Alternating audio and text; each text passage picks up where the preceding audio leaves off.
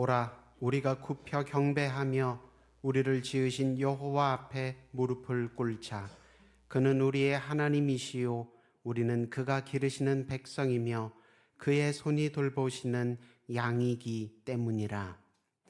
우리의 기쁨과 소망의 이유 되시는 주님, 지난 한 달간 크신 은혜와 능력으로 지켜주시고 또 새로운 한 달도 주님 품 안에서 시작하게 하시니 감사드립니다. 예배를 통하여 주님의 이름만 더욱 높이 찬양하게 하옵시고, 예배를 통하여 주님의 나라가 우리 안에서 더욱 크고 아름답게 세워지게 하옵시며, 예배를 통하여 주님의 뜻만에 더욱 깊이 공감하고 공명하여 순복하게 하옵소서. 예수님 이름으로 기원하옵나이다. 아멘.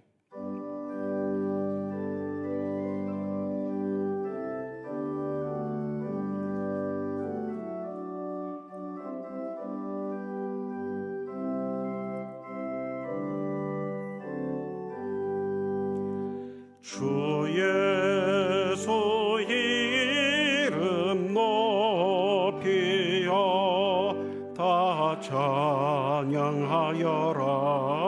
다 찬양하여라. 그 면류관을 들여서 만유의 주를 찬양하세. 찬양 찬양 찬양 만유의 주 찬양. 주 예수 당한 고난을 못 잊을 죄인아, 못 잊을 죄인아. 내 귀한 법에 바쳐서 만유의 주를 찬양하세. 찬양 찬양 찬양 만유의 주 찬양. 이 지구 위에 거하는 온 세상 사람들, 온 세상 사람들, 그 크신 위엄 높여서 만유의 주를 찬양하세. 찬양 찬양 찬양 만유의 주 찬양. 주 믿는 성도 다 함께 주 앞에 엎드려, 주 앞에 엎드려 무궁한 노래 불러서 만유의 주를 찬양하세. 찬양 찬양 찬양 만유의 주 찬양. 아멘.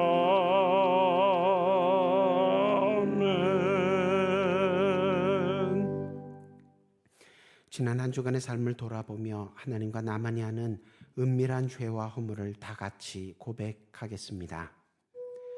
하나님 많으신 주님, 저에게서 함께 해주셔서 조금만 우리가 주님 앞에 들려드립니다.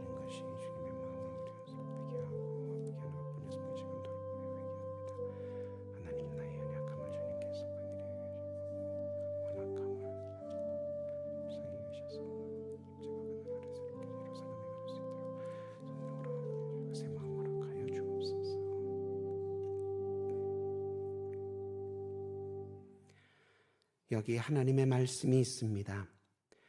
불법이 사함을 받고 죄가 가리어짐을 받은 사람은 복이 있고 주께서 그 죄를 인정하지 아니하실 사람은 복이 있도다 하셨으니 이제 여러분의 죄와 허물은 용서되었고 하늘의 평화가 임할 것입니다.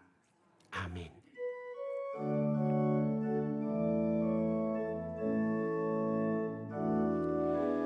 예수 우리 왕이여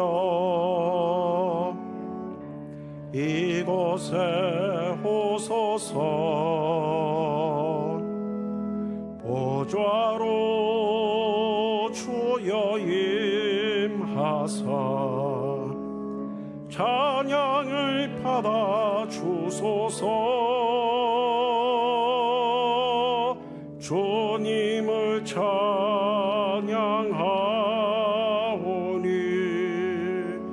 주님을 경배하오니 왕이신 예수여 오셔서 좌정하사 다스리소서.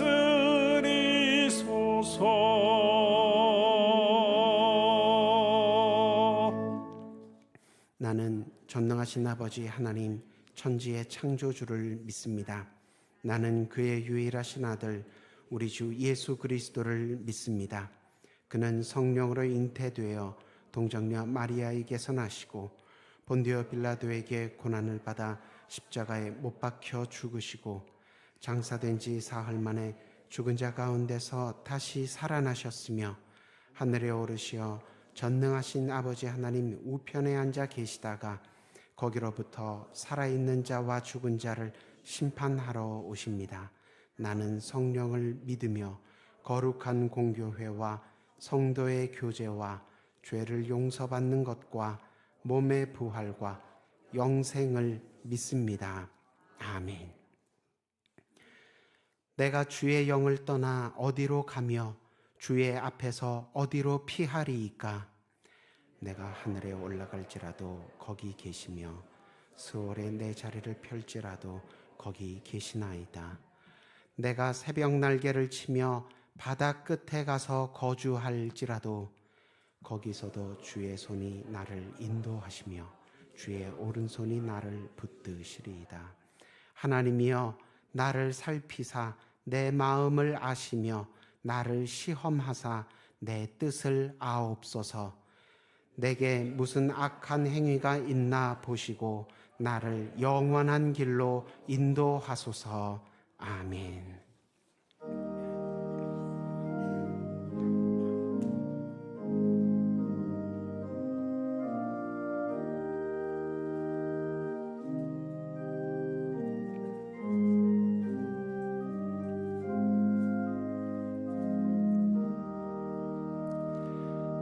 내 맘에 주여 소망되소서. 주 없이 모든 일 헛되어라. 밤에나 낮에나 주님 생각 잘 때나 깰 때 함께 하소서.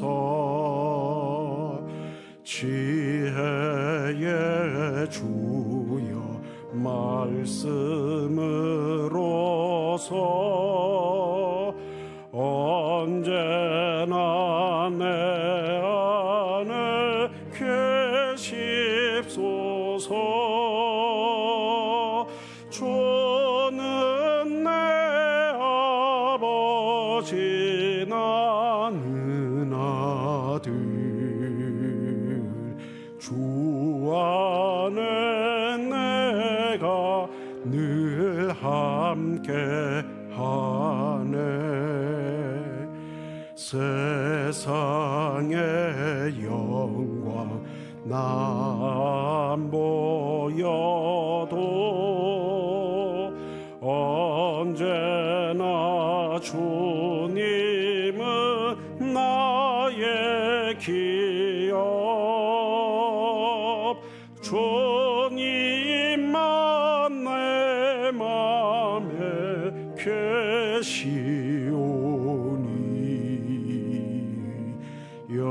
영원한 주님 참 귀하셔라. 영원한 주님 내 승리의 주 하늘의 기쁨을 주옵소서.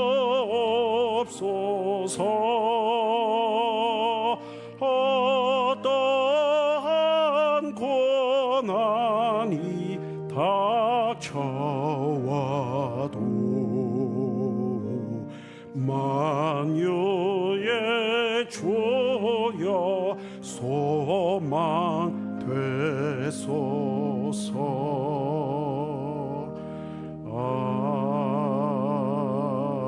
아멘.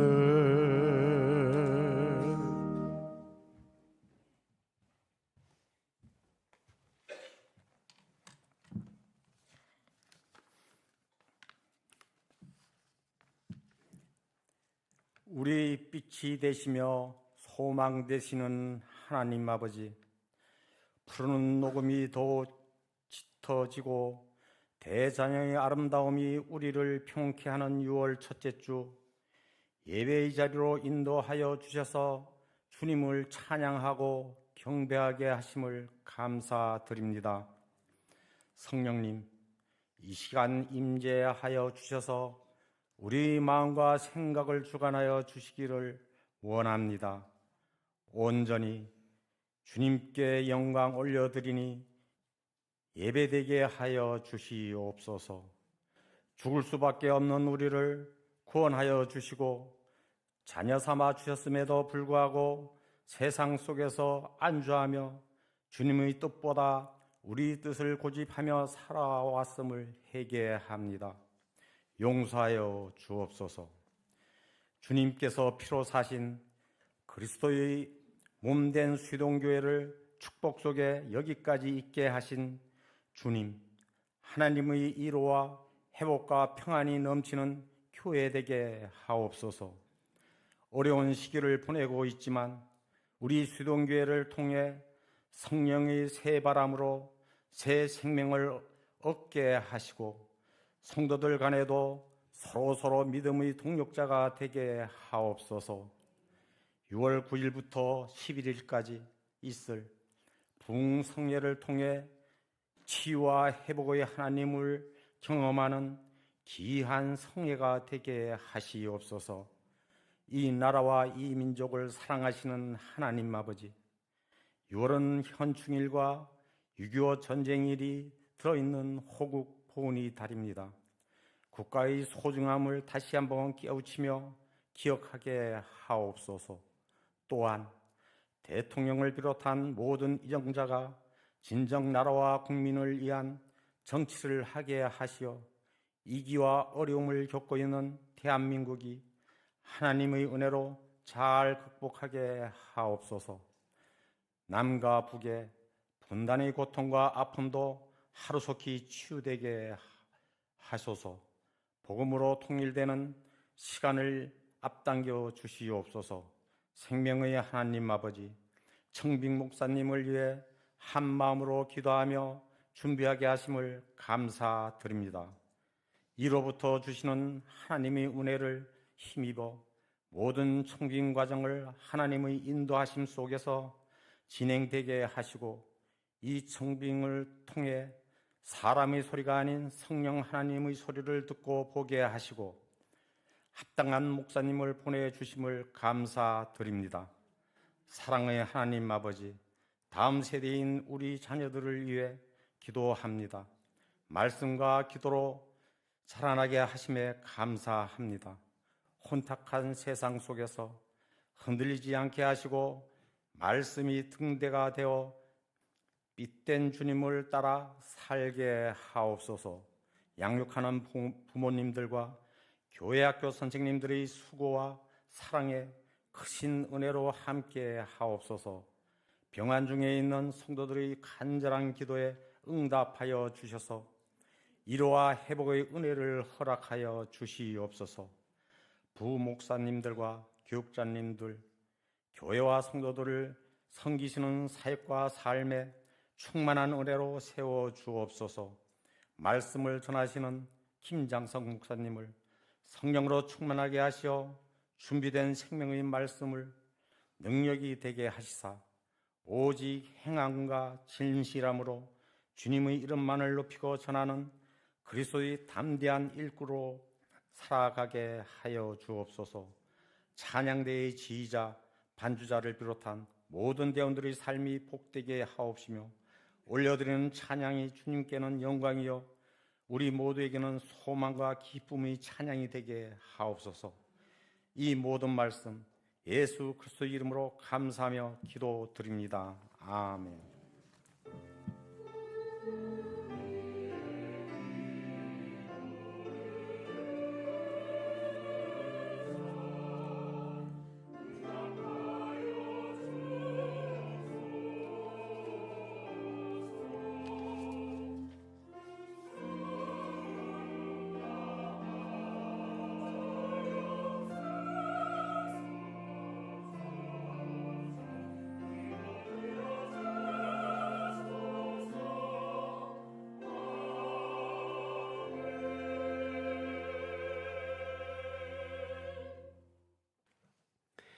오늘 우리에게 주시는 하나님 말씀은 마태복음 13장 18절에서 23절, 마태복음 13장 18절에서 23절까지의 말씀입니다.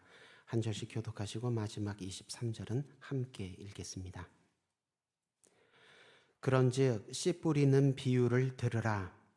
아무나 전국 말씀을 듣고 깨닫지 못할 때는 악한 자가 와서 그 마음에 뿌려진 것을 빼앗나니 이는 곧 길가에 뿌려진 자요. 돌밭에 뿌려졌다는 것은 말씀을 듣고 즉시 기쁨으로 받되 그 속에 뿌리가 없어 잠시 견디다가 말씀으로 말미암아 환난이나 박해가 일어날 때에는 곧 넘어지는 자요. 가시떨기에 뿌려졌다는 것은 말씀을 들으나 세상의 염려와 재물의 유혹에 말씀이 막혀 결실하지 못하는 자요. 좋은 땅에 뿌려졌다는 것은 말씀을 듣고 깨닫는 자니 결실하여 어떤 것은 100배, 어떤 것은 60배, 어떤 것은 30배가 되느니라 하시더라. 아멘.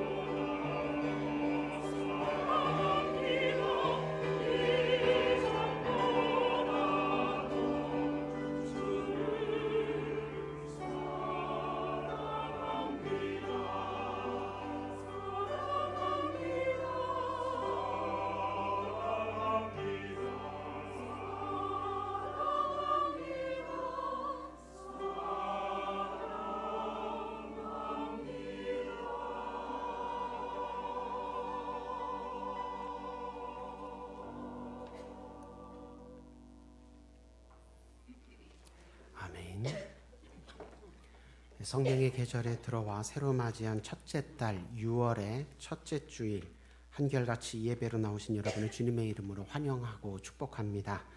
이 한 달간 전반기를 은혜롭게 잘 마무리하시고 하반기도 은혜롭게 잘 준비하시기를 소망합니다.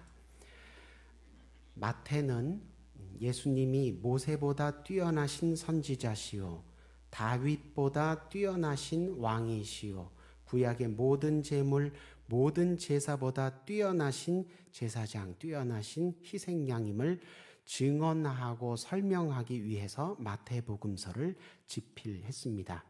공생애 때 예수님께서 가르쳐 주신 내용들을 예수님께서 가르쳐 주신 시간 순서라기보다는 예수님의 가르침들을 주제에 따라 5묶음으로, 모세오경처럼 5묶음으로 정리하여 마태복음서 안에 수록을 했습니다.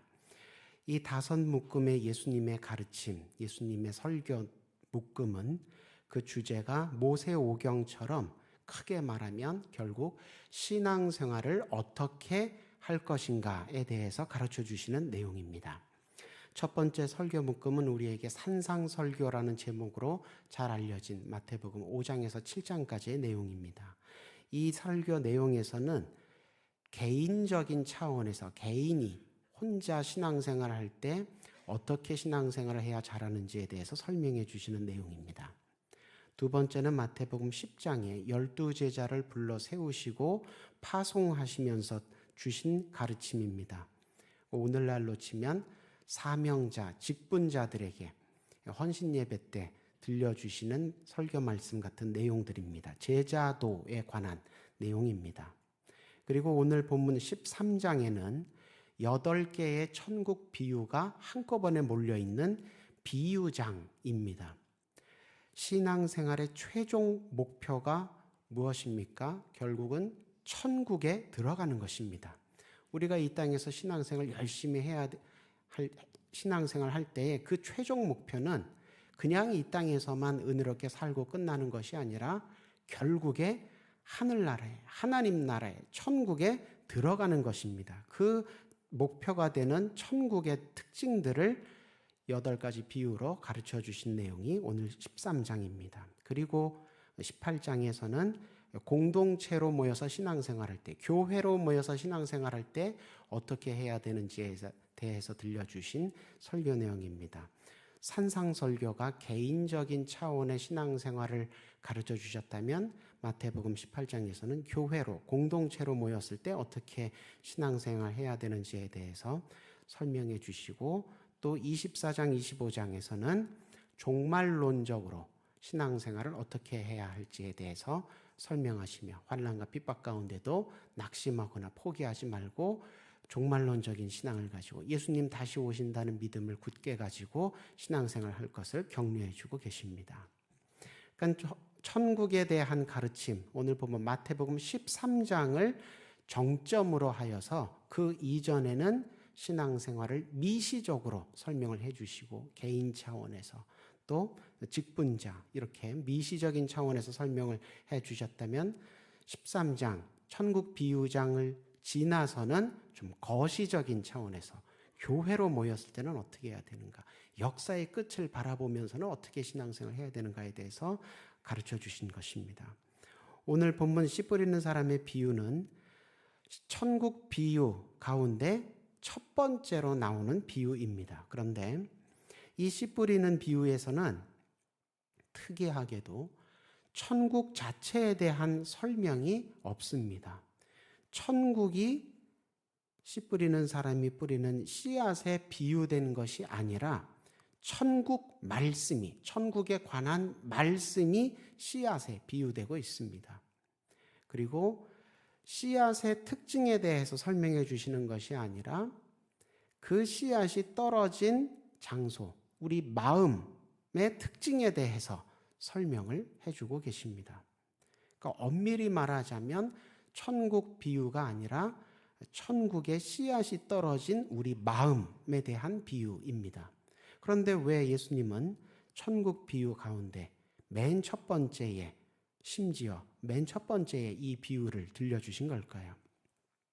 이 비유에는 천국 자체에 대한 설명은 없지만 이후에 이어지는 천국 비유들을 잘 이해할 수 있도록 도와주는, 준비시키는 그런 역할을 하고 있습니다. 이 씨 뿌리는 사람의 비유에 따르면 천국은 어디에 있습니까? 하늘나라는 어디에 있습니까? 이름이 하늘나라니까 당연히 하늘에 있겠지요. 그런데 이 비유에 따르면 천국은, 하늘나라는 하늘에만 있는 것이 아니랍니다. 천국은 언제 가게 됩니까? 죽어서만 가게 되는 것이 아니랍니다. 천국은 지금 여기서도 이루어질 수 있다. 이렇게 가르쳐주고 있는 비유입니다. 어떻게 천국이 지금 여기서도 이루어질 수 있다고 합니까? 천국 말씀을, 천국에 관한 말씀, 어떻게 해야 천국이 이루어지는지 알려주시는 말씀을 받아들이면, 마음에 받아들이면 그때부터, 거기서부터 천국이 시작된다. 그렇게 가르쳐주고 계십니다. 요컨대 천국 생활은 죽어서만 하는 것이 아니라, 하늘에 올라가서만 하는 것이 아니라, 천국 생활은 지금 여기서부터도 할 수 있는데 언제부터 시작되느냐?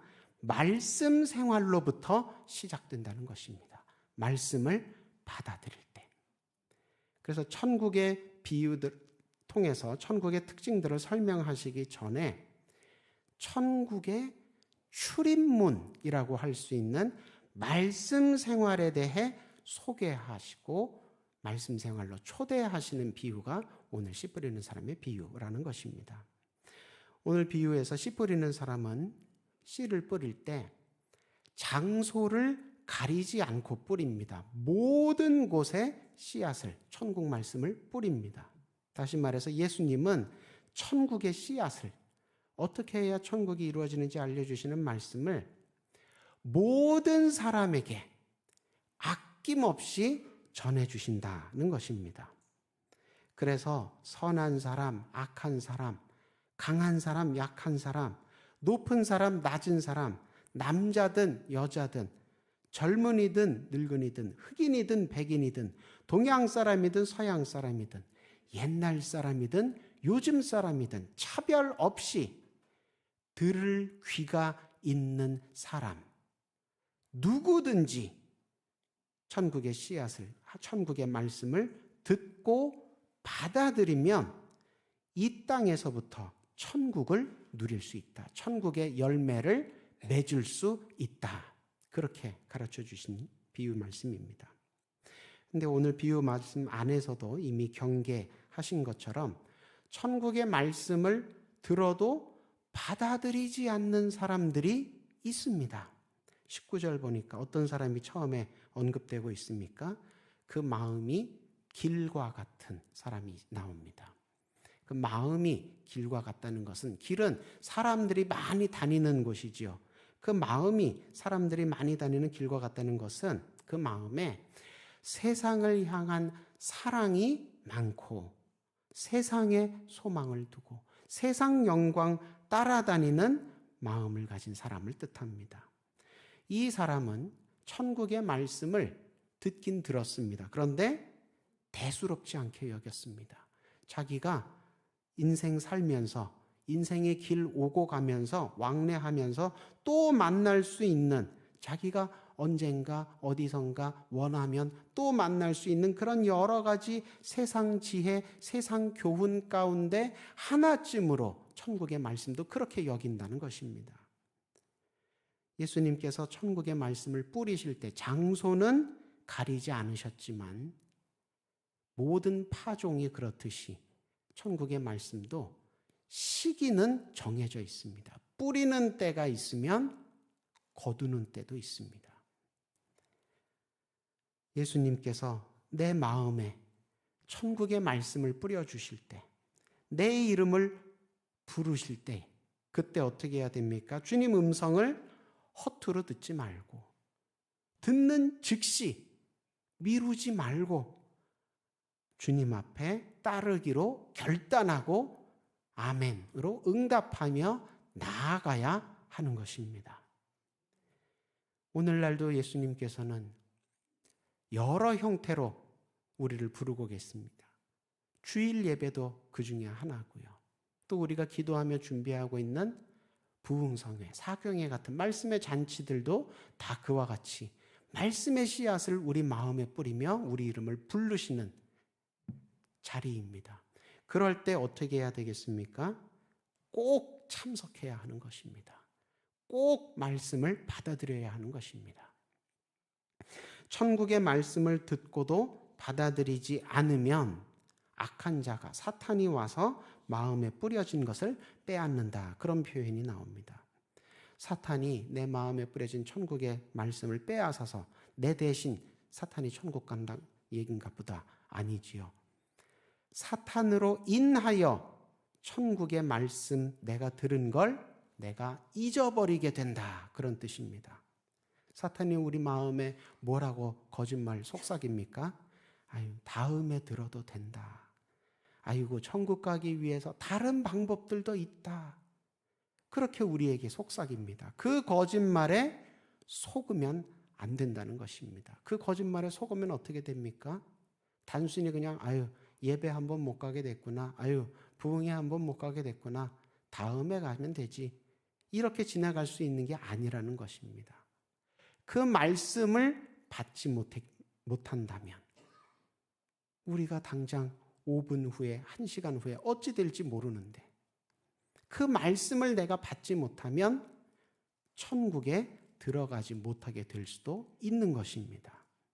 많은 사람이 다니는 길에서는 귀중품을 분실하지 않게 조심해야지요. 경계해야지요.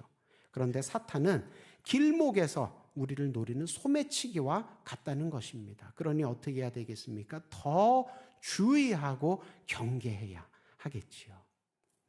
세상의 즐거움들과 달리 말씀 생활, 경건 훈련은 그것이 내 믿음에 유익하다는 것을, 나에게 좋다는 것을 알아도 일부러 하지 않으면 안 하게 됩니다. 세상 즐거움, 예를 들면 요즘 어린아이들 또 어른들에게서도 크게 문제가 되고 있는 스마트 중독. 늘 핸드폰 손에 들고 거북목이 되는 줄도 모르고 그냥 들여다보고 있습니다. 말씀은 그렇게 들여다보지 않는데. 왜 그렇습니까? 그 세상 즐거움이 그런 특징이 있습니다. 자극적이고 빨아들입니다.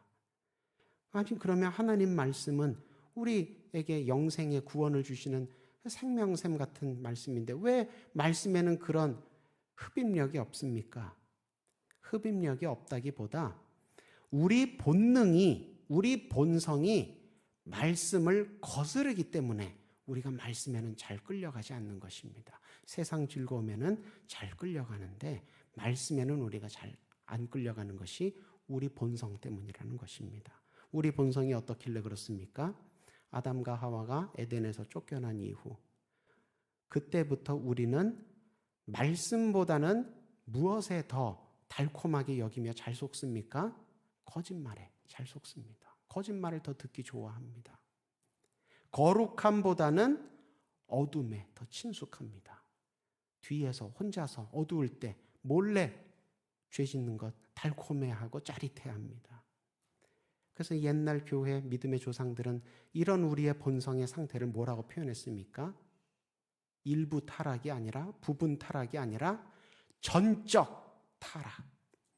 우리 영육혼, 지정의 다 타락했다는 것입니다. 그러니 하나님 말씀 기뻐하지 않지요. 잔소리처럼 들리고 성경책 펼치면 지루하고 무슨 놈의 족보가 이렇게 많이 나오는지 안 읽게 됩니다. 남의 조상들 이름이니까 당연히 재미없지요.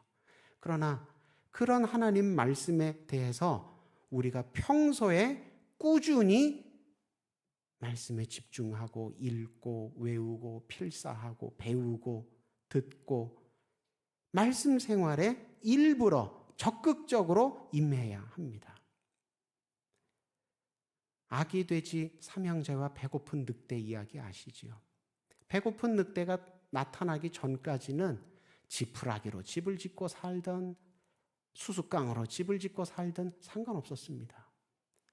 우리 인생도 사탄이 우리를 훔치고 빼앗고 멸망시키려 하지 않는다면 말씀 생활 그렇게 열심히 안 해도 될 것입니다. 그러나 사탄이, 배고픈 늑대가 언젠가는 습격한다는 것입니다. 그때를 대비하여 평소에 꾸준히 벽돌로 집을 쌓아야 한다는 것입니다. 배고픈 늑대가 나타나면 그때는 이미 늦은 거예요. 그때 언제 그 급박한 순간에 생사가 오락가락하고 정신이 없는 그 순간에 어떻게 벽돌집 짓고 있습니까? 그 아기 돼지들이, 그 분홍색 아기 돼지들이 꿀꿀거리면서 살겠다고 도망가는 모습, 배고픈 늑대 입장에서 볼 때는 얼마나 소세지 같고 맛있게 보이겠어요. 사탄이 우리를 바라볼 때 그렇게 보고 있다는 것입니다. 그러니 아기 돼지 삼형제보다는 말씀 생활을, 신앙 생활을, 경건 훈련을 더 잘해야겠구나. 그런 말씀의 교훈을 우리가 받아야 한다는 것입니다. 20절 보면 그 마음이 돌밭 같은 사람이 또 언급되고 있습니다. 마음이 돌밭 같다는 것은 겉으로 볼 때는 흙이 있는데 그 밑에는 돌들이, 뿌리를 내릴 수 없는 단단한 돌들이 있다는 것입니다. 흙이 얄팍한 그런 땅 같은 마음이죠. 그래서 이런 사람들은 처음에 말씀을 받으면 기쁨으로 받는답니다. 처음에는 말씀 생활 잘 하는 것처럼 보입니다. 그런데 뿌리가 깊이 내려가지 못함으로 인해 비가 조금만 안 와도, 햇빛이 조금만 뜨거워도 금방 시들시들해진다는 것입니다. 함께 교회에서 신앙생활 하는 사람들과 관계가 좋을 때는 말씀대로 신앙생활 잘 하다가도 조금만 서운해지면, 기도 응답이 조금 안 온다든지 사람들과 조금 갈등이 있다든지, 그러면 사람들에게만 등을 돌리는 것이 아니라 하나님께도 등을 돌려버리고 만다는 것입니다. 예수를 믿어서 건강도 찾고 하는 일도 잘 풀리고 가정도 화목해지고 이럴 때는 감사하고 찬양하고, 그러다가도 조금만 우환이 생기면 금세 나에게 주셨던 약속의 말씀도 잊어버리고 나를 부르셨던 소명의 말씀도 잊어버리고 불안해, 불만에, 불평에 가득 차고 만다는 것입니다. 왜 그렇습니까? 뿌리가 얕아서 그렇습니다. 문제에 부딪히면 어떻게 해야 됩니까? 내게 주신 약속, 나를 부르신 소명, 이것에 의지해서 그 말씀 붙들고 문제와 싸워야 하는데, 문제와 싸워서 이길 생각은 안 하고 뿌리가 얕음으로 어떻게 합니까? 다른 살 길을 찾아서 이리저리 두리번 거립니다. 주님께서 나에게 주신 복들이 있습니다. 그런데 그 받은 복을 잃어버릴 경우에는 어떻게 해야 됩니까? 주신 분께 돌아가서 도움을 구해야죠.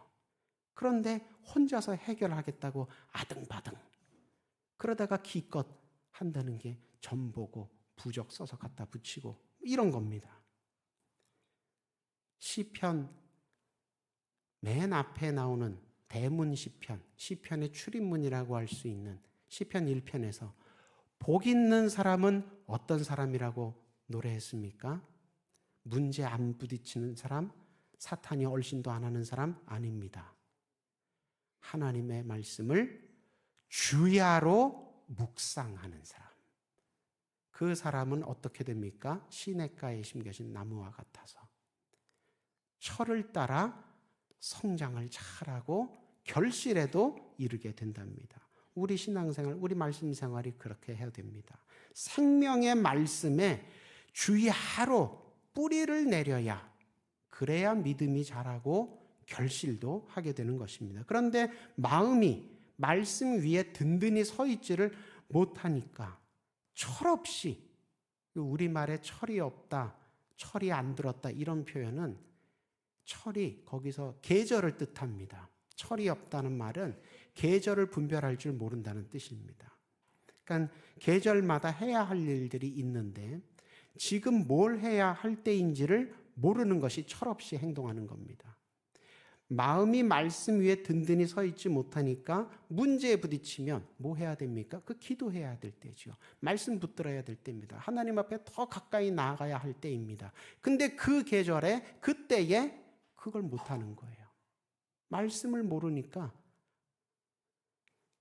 그저 바람이 불면 부는 대로, 파도가 치면 치는 대로 그냥 불신앙으로 기울어지고 우상 숭배에 빠지고 세상으로 휩쓸리고 그렇게 된다는 것입니다. 구약 시대에 우리보다 먼저 하나님의 백성으로 부르심 받았던 유대인들이 그랬습니다. 분명히 하나님 백성으로 먼저 부르심 받고 분명히 하나님 말씀 받았습니다. 그런데 돌밭 같았습니다. 흙이 얇았습니다. 뿌리를 깊이 내리지 못했습니다. 그래서 자꾸 우상 숭배하고 불신앙과 불순종의 죄를 짓고 그러다 어떻게 됐습니까? 결국 나라가 다 망하고 백성들이 외국 강대국으로 포로로 끌려가고 그런 어려움을 겪게 되었던 것입니다. 문제 때문에 신앙이 쓰러지는 것이 아닙니다. 말씀에 뿌리 내리지 못했기 때문에 쓰러지는 겁니다. 말씀 생활이 신앙 생활의 기본입니다. 성경, 제가 어렸을 때부터 많이 들어서 압니다. 제가 교회 다닌 지 하루 이틀도 아니고 1, 2년도 아니고 많이 처음 예수 믿었을 때 저도 많이 읽었습니다. 말씀 공부 많이 했습니다. 잘 압니다. 이렇게 안일하게 생각하시면 안 되고 정말 신경 써서 다 아는 말씀인 것 같아도 또 읽고 묵상하고 공부하고 그렇게 해야 됩니다.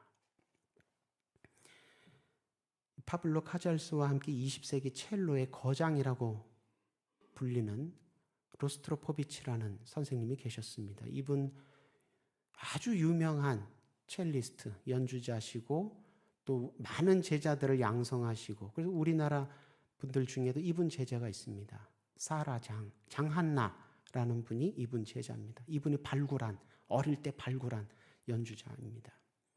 이분이 전 세계 연주여행 많이 다니셨는데 한 번은 우리나라에도 오셔서 연주회를 하셨습니다. 그때 그 공연을 주관하는 사람들과 또 제자들이 다 공항에 나가서 환영하고 호텔로 모시고 내일 공연 잘 하실 수 있도록 그렇게 영접을 잘 했는데 그 돌아가는 길에 그 제자 중에 한 분이 그분도 음대 교수님이신데 문득 그런 의문이 마음에 들더랍니다. 세계적인 이 첼로 연주자는 혼자 방에서 쉴 때 뭘 연습할까? 어떤 비법을, 어떤 비결을 연습을 할까? 그걸 알면 나도 이 세계적인 연주자가 되겠구나 해서 다시 운전대를 돌려서 로스트로포비치 선생님 계신 곳으로 가서 호텔 방문에 귀를 이렇게 대고 안에서 뭐 연습하시나 들었답니다. 근데 안에서 정말 연습하는 소리가 나는 거예요. 부웅 부웅. 첼로 처음 배우는 어린 학생들이 연습하는 스트로크 치는 연습. 세계적인 연주자가 혼자 있을 때는 기본기를 연습하더라. 그래서 그 음대 교수님이 크게 깨닫고 그 다음부터는 무슨 비법이니 이런 거 안 가리고 기본기 연습, 항상 초심을 잃지 않는 그 기본에 대한 중요성, 그것 가지고 연주생활을 했다고 합니다. 신앙생활도 마찬가지입니다. 부뚜막에 있는 소금 무슨 맛이지요? 당연히 짠맛입니다. 다 압니다. 그러나 집어넣어야, 가마솥에 요리에 집어넣어야 짭니다. 짜다는 거 안다고 해서 음식이 저절로 짠맛 나는 거 아니라는 것입니다.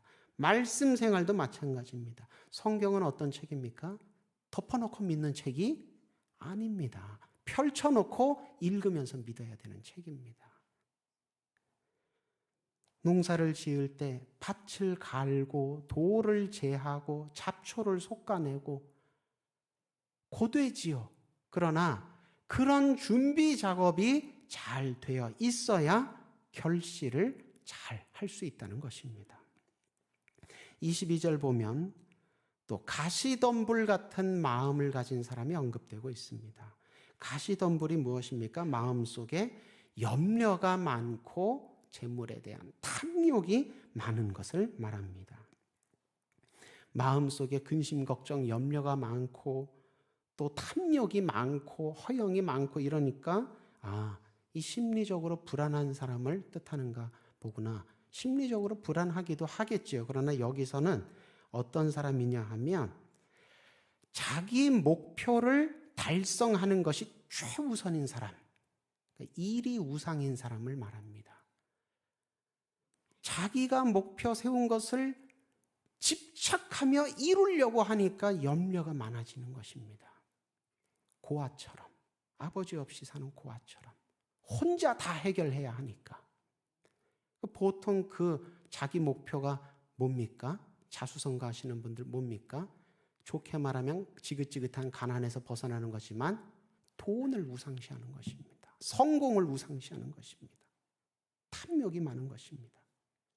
그러니 이런 사람들은 말씀을 위해서 혹은 다른 사람을 위해서 내 목표를 수정한다, 안 합니다. 내 이익을 양보한다, 희생한다, 안 합니다. 못하지요. 오히려 반대로 자기 목표를 달성할 수만 있다면 다른 사람 희생시킵니다. 이용합니다. 하나님 말씀 버립니다. 무시합니다. 그러니까 마음에 말씀이 있어도, 말씀에 대해서 내가 알아도 다른 것을 향한 관심과 열심이 가득 들어차 있으면 예수님 표현이 말씀이 막혀 결실하지 못한다 그러셨습니다. 여기 말씀이 막혔다는 표현, 막혔다는 것은 목이 막혔다는 뜻입니다. 숨이 막혔다는 뜻입니다. 여러분, 논밭이든 과수원이든 거기 홍수가 나서 물이 가득 차면, 혹은 그 주변에 있는 공장이 기계가 고장나서 유독가스가 그 논밭에, 과수원에 가득해지면, 그러면 그 농작물이 어떻게 됩니까? 다 폐사합니다. 마음에 말씀이 있어도 홍수 같은 세상 욕심, 세상 열심, 유독가스 같은, 연탄가스 같은 하나님 앞에 가까이 나아가게 하지 못하고 내 영혼을 취하게 만드는 그런 것들이 가득 차 있으면 말씀이 숨이 막혀서 폐사한다는, 예수님 경고하신 겁니다. 교회 생활, 또 사회 생활, 아무리 내가 힘쓰고 애써서 한다고 해도 하나님 뜻 따라서 하는 것이 아니라 내 뜻대로 하는 것이라면, 그러면 그 결과가 어떻게 됩니까? 나한테도 해롭고 다른 사람한테도 해롭고 심지어 하나님께도 해로워집니다. 하나님 나라에도 해가 됩니다. 하나님께 영광 돌리지 못하게 됩니다. 그러니 최우선적으로 해야 할 일은 뭡니까? 뜨겁게 열심히 이것이 아니라 먼저 말씀을 잘 배우고 그 말씀대로 따라가기를 사모하고 소망하고 준비하고 실천해야 하는 것입니다. 자녀가 장성하여서 결혼할 때 우리나라 부모들은, 특히 아들들이 잘 결혼할 때 그런 거 물어본다지요. 너 가장이 이제 될 터인데 식구들을 먹여 살릴 준비가 됐느냐?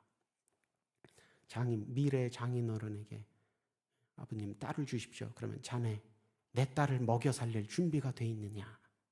우리나라 부모들은 그렇게 물어봅니다. 그런데 유대인 부모들은 결혼한다고 하면 너 하나님의 말씀을 네 자녀들에게 가르칠 준비가 됐느냐? 그걸 물어본답니다.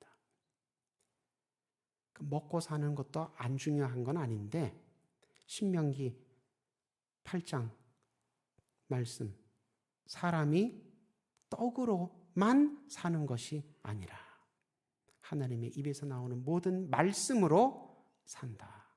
예수님께서도 사탄의 유혹 시험 받으실 때 이 말씀으로 사탄을 쫓아내셨습니다.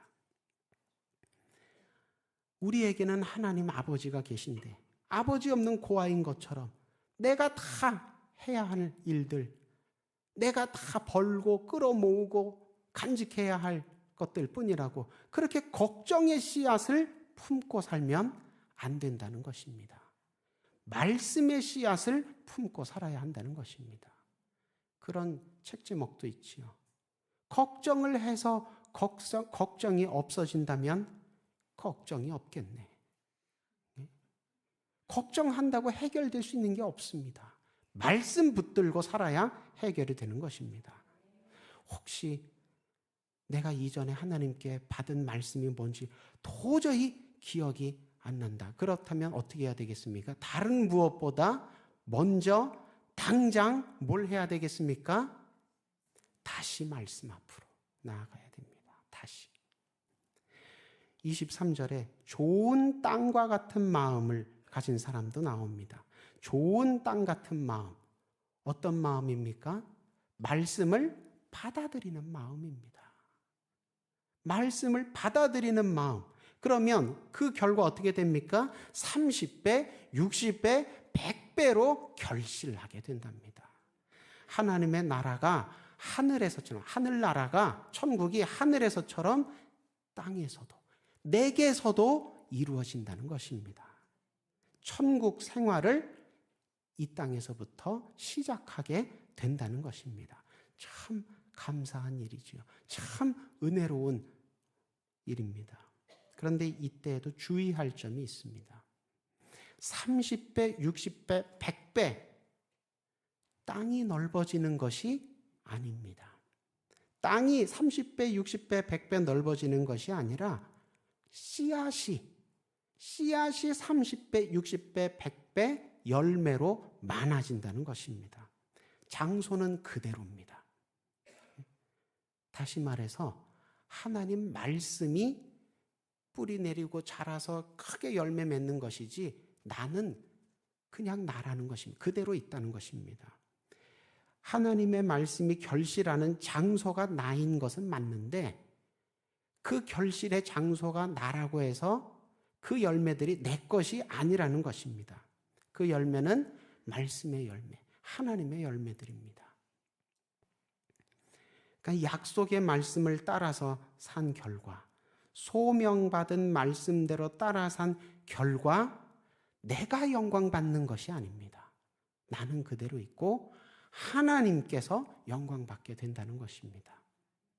근데 이것을 착각을 하고 하나님께서 영광 받으셔야 되는데 이 열매들이 나에게서 맺어지니까, 장소가 나이니까 나도 하나님처럼 영광 받게 되는 줄 알고 그렇게 하나님 영광을 마지막에 가로채려고 하는 그런 실수를 저지를 때가 있습니다. 아유, 설마요. 구약 성경에 숱하게 나오고 신약 성경에도 나오고 계속 그런 사람들이 나옵니다. 유명한 사람들 중에 기드온이 그렇습니다. 처음엔 하나님 말씀 따라 믿음으로 자기 백성을 구원하는 귀한 사역 잘 감당했지요. 그러나 나중에는 자기가 이방의 왕들처럼 그렇게 행세를 했고 나중에는 이방의 우상들처럼 행세를 했습니다. 그러자 어떻게 됐습니까? 기드온에게 70명의 아들이 있었는데 그 중에 한 명이 반역을 일으켜서 형제들을 다 죽입니다. 그 집안이 아주 풍비박산나지요. 그리고 그 반역을 일으켰던 아들도 하나님께서 또 다투는 영을 보내셔서 같은 반란의 무리 안에서 또 죽임당하게 합니다. 기드온뿐만이 아닙니다. 사울 왕도 그렇지요. 처음에 이스라엘의 첫 번째 왕으로 하나님이 뽑아서 세우셨습니다. 그런데 그가 하나님께 제대로 순종하지 아니하고 하나님께 제대로 영광 돌리지 아니하자 어떻게 됐습니까?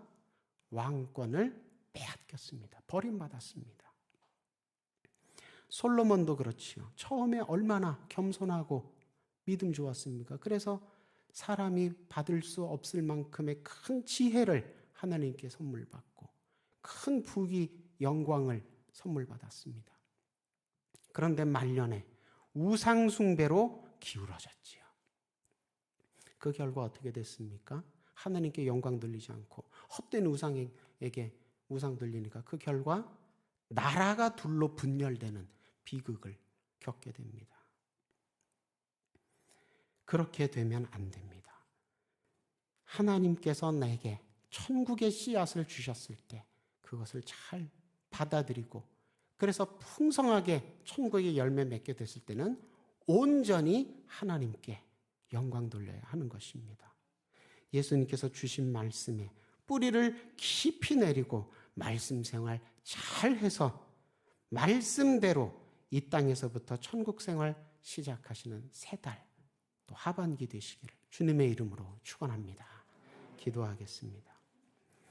말씀으로 우리 갈 길을 비춰주시며 천국으로 인도하시는 주님, 말씀을 통해 이 땅에서부터 천국 생활을 시작할 수 있음을 확인하게 하시고 확신하게 하시니 감사합니다.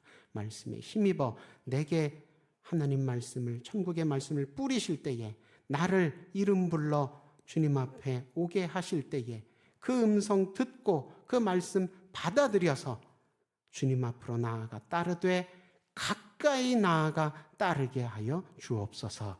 말씀대로 내 삶 가운데 이루어지게 하옵소서. 예수님 이름으로 기도드립니다. 아멘.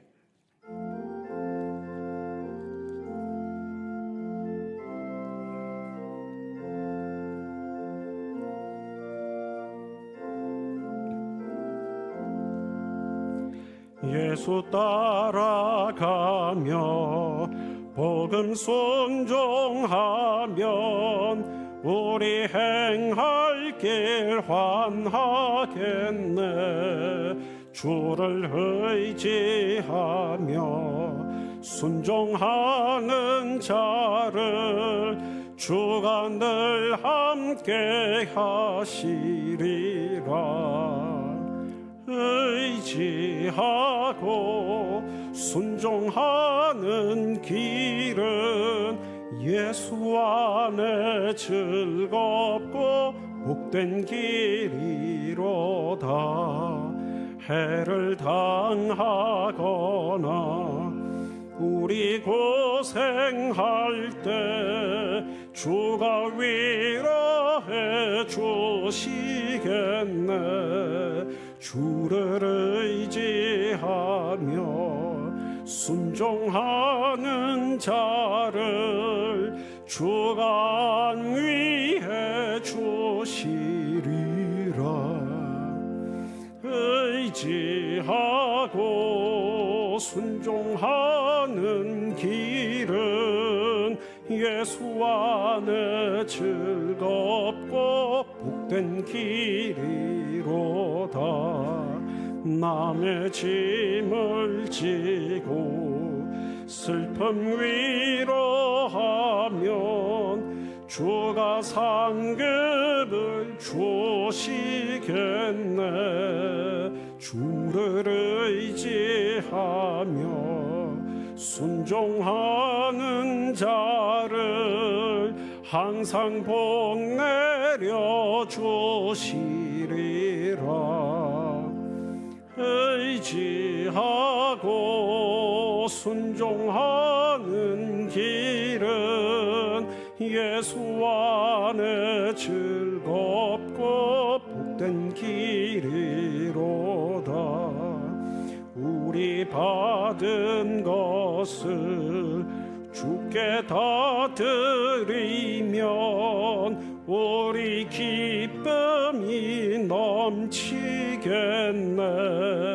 주를 의지하며 순종하는 자를 은혜 풍성케 하시리라. 의지하고 순종하는 길은 예수 안에 즐겁고 복된 길이로다. 주를 힘입어서 말씀 잘 배우고 주를 모시고 살아가세. 주를 의지하며 항상 순종하면 주가 사랑해 주시리라.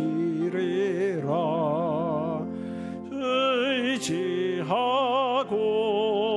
순종하는 길은 예수 안에 즐겁고 복된 길이로다.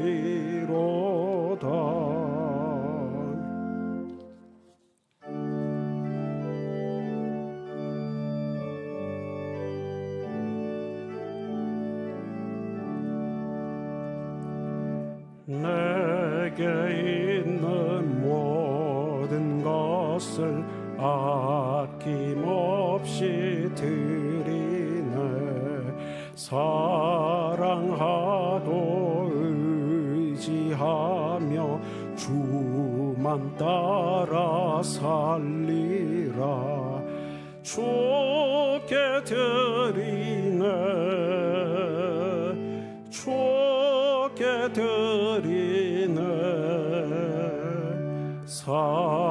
사랑하는 구주 앞에 모두 드리네.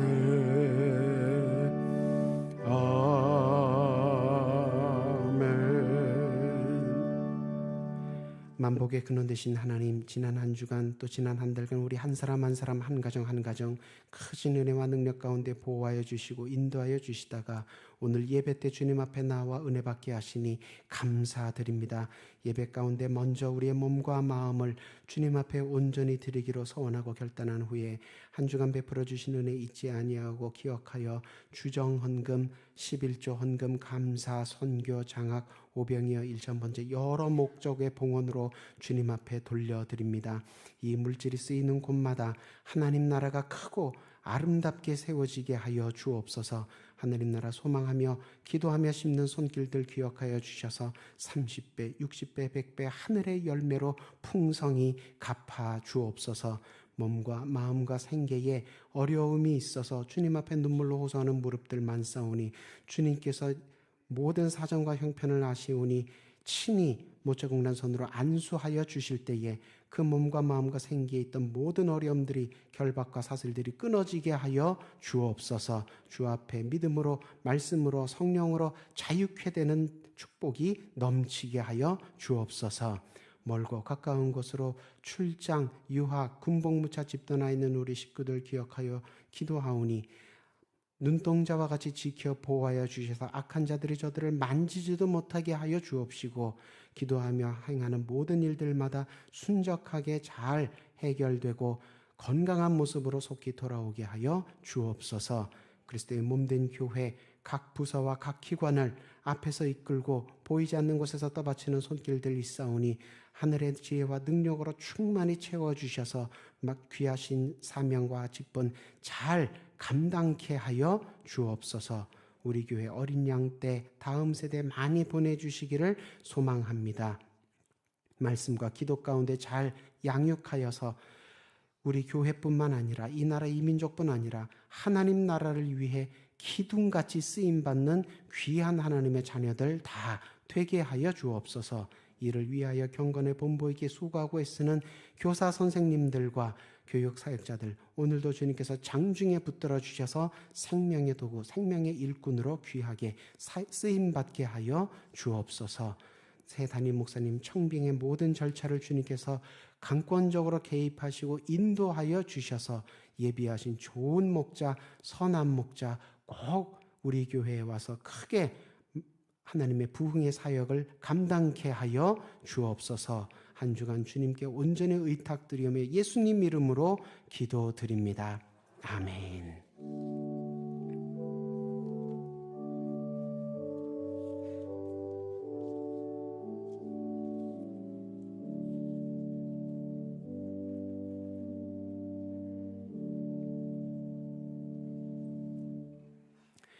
교회 소식 나누도록 하겠습니다.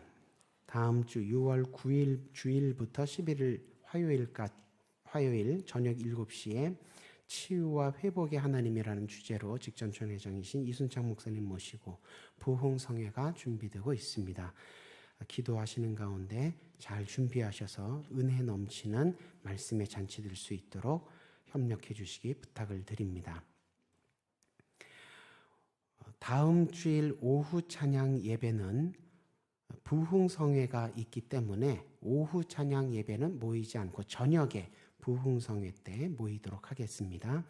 그래서 다음 주일에는 오후 예배가 없기 때문에 점심 식사도 준비되지 않습니다. 착오 없으시기 바랍니다. 6.25 상기 74주년 74시간 연속 구국 기도회가 시작이 되도록 준비 중에 있습니다. 교회 로비에 이름을 적으실 수 있는 기도판이 준비되어 있으니 상황판이 준비되어 있으니 한 분이 1시간씩 담당하셔서 74시간 동안 나라와 민족을 위해 기도하는 교회가 될 수 있도록 협력해 주시기를 부탁을 드립니다. 오늘 교육협의회와 권사원례회에 있습니다. 해당되시는 분들 기도하시며 잘 준비해 주셔서 참석하시기 바랍니다. 이제 당회서기 성중환 장로님 나오셔서 담임 목사 청빙에 관한 3차 보고 하시겠습니다.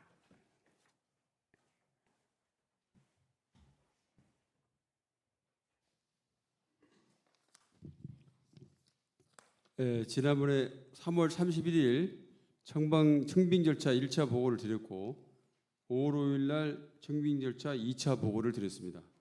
4월 26일부터 5월 3일까지 최종으로 집계된 6분의 면접을 실시해서 5월 12일 2분으로 압축을 했습니다. 2분을 압축한 뒤에 지난번에 2차 보고 때 말씀드린 바와 같이 당회원 전원이 조를 나눠서 5월 13일부터 5월 말일까지 해당되는 교회에 방문해서 교인들 또 목사님들, 당회원들 그리고 설교 말씀을 다 듣고 왔습니다. 그리고 어제 오후 3시에 두 분에 대한 목사님과 사모님 그리고 오후 5시 각각 그 두 번 절차에 나눠서 다 면접을 하고 밤 늦은 저녁 7시에 저희 수의동교회는 담임 목사님 부임 전까지는 새누리교회에서 담임하고 계시는 조형래 목사님이 저희 수의동교회 임시 당회장입니다. 그래서 당회장님을 저녁 늦게 모셔서 최종 결정이 됐습니다. 최종 결정된 목사님은 창동 영광교회 선교 파트가 대단히 볼륨이 큰 파트인데 총괄하고 계시는 제주 출신, 현재 나이는 만 52세, 자녀는 딸과 아들이 있습니다. 그리고 제주 사범대 수학교육학과를 입학해서 자연계열 전체 수석하신 분입니다. 런던 신학교를 졸업하시고 장로의 신학대학원을 졸업했고 이스라엘 히브리대 성서학과를 입학해서 구약학을 전공하셨으며 신학 박사를 수여받았습니다. 창동 영암교회는 여러분들 잘 아시다시피 우리 수의동교회와 거의 한 2km밖에 되지 않습니다. 굉장히 근거리 있습니다. 잘 아시는 분도 계시겠지만 창동 영암교회는 교육자만 38명입니다. 부목사님이 20명입니다. 그래서 부목사라 하더라도 창동 영암교회에서 설교하기가 굉장히 어렵습니다. 기회도 없고 한정되어 있기 때문에 목사님, 담임 목사님 부재 중에 주일에 1, 2, 3, 4부에 설교하실 수 있는 부목사님 중에 손꼽히는 분이 고성재 목사님이십니다. 참고하시면 될 것 같고요. 고성재 목사님에 대한 검증은 참으로 많이 했습니다. 교인뿐만 아니라 시무장로, 심지어 수의동교회 시무장로들이 직접 창동 영광교회 당회실을 방문해서 당회서기, 선임장로, 여러 시무장로님과 오랜 시간에 대화를 가졌습니다. 훌륭한 목사님의 의심치 않을 수 없고 사모님은 이화여대 교육대학원 종교학과를 졸업하셨고 런던 신학교에서 고성재 목사님을 만났어서 나중에 결혼을 하게 됐습니다. 사모님은 사랑의 교회 영어 설교 전도사로 7년을 사역하시고 지금 현재도 창동 영광교회에서 고성재 목사님과 같이 영어 설교를 진행하고 있는 전도사님입니다. 이제 최종 결정이 되었기 때문에 2주 후인 6월 16일 1, 2, 3부 예배 시간에 설교를 하기로 했습니다. 아울러 오늘 제가 말씀드린 보고에 혹시 미진한 부분이 있을 것 같아서 다음 주일 6월 9일 3부 예배 후에 교육관 3층에서 기관장 및 재직 부서장들을 다 모시고 당회원들과 함께 청빙 결제에 대한 상세한 설명을 한 번 더 하기로 했습니다. 아마 광고 나올 겁니다. 기관장이라 하면 남녀 선교회, 은퇴 남녀 선교회, 교학교 부서장, 찬양대장, 안수집사회, 권사회 총 망라입니다. 다 참석해 주시고요. 우리 기관장들에게 제가 소상한 말씀을 드리겠습니다. 이제 오랫동안 기도하고 기다렸던 담임 목사님 결정이 되었고 또 다음 주일부터 시작되는 부흥성회를 우리 많은 성도님들이 적극적으로 참여해 주셔서 고성재 목사님이 수유동교회에 오셔서 목회를 잘할 수 있도록 지금까지 열심히 기도해 주셨는데 지속적인 기도 부탁드리고 모든 당회원들은 어제 결정된 것이 만장일치로 결정이 되었습니다. 그래서 당회원들은 일심단결하여 한마음으로 수유동교회를 잘 이끌어 수 있도록 최선을 다하겠다고 제가 대신 말씀을 드리고요. 담임 목사님 청빙에 대한 최종 결과 보고를 이상 마치겠습니다.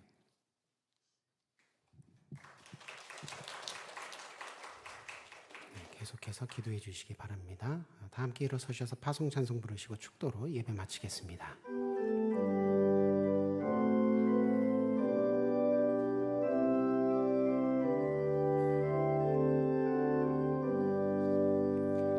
여기에 모인 우리 사랑받는 주의 자녀라. 주께서 뜻하신 바 우리 통해 펼치신다. 고통과 슬픔 중에 더욱 주님 의지하오니 어려움 이겨내고 주님 더욱 찬양하라.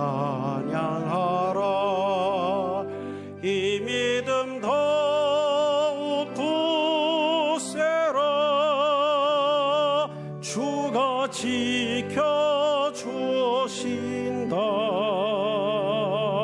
어두운 밤에도 주의 밝은 빛 인도하여 주신다.